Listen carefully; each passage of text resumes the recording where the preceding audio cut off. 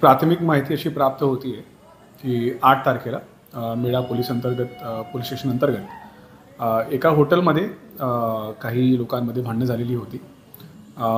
त्या ठिकाणी बरेच साक्षीदार आहे असं समजतं आहे। ह्या सगळ्या बातमी प्राप्त झाल्यानंतर संबंधित जे अधिकारी आहेत त्यांना सूचना देण्यात आलेली आहे।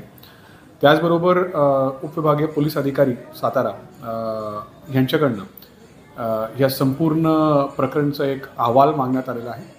याच्यामध्ये संबंधित आरोपींवर कारवाई करण्याची सूचना दिल्यानंतर गुन्हा दाखल करण्याची प्रक्रिया सुरू आहे। संबंधित जे आरोपी आहेत त्यांना ताब्यात घेऊन त्यांच्यावर देखील कारवाई करण्याची प्रक्रिया सुरू आहे।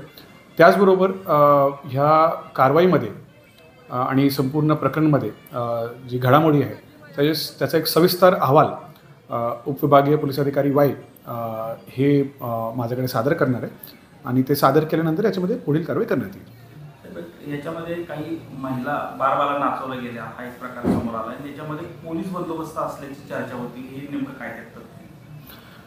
प्रथमदर्शनी असं काय दिसून येत नाही की याच्यामध्ये काय पोलीस बंदोबस्त किंवा पोलीसचा कुणीही याच्यामध्ये होता। परंतु जे फोटोज या ठिकाणी देण्यात आलेले आहेत त्याच्यामध्ये काही असे महिला दिसत आहे।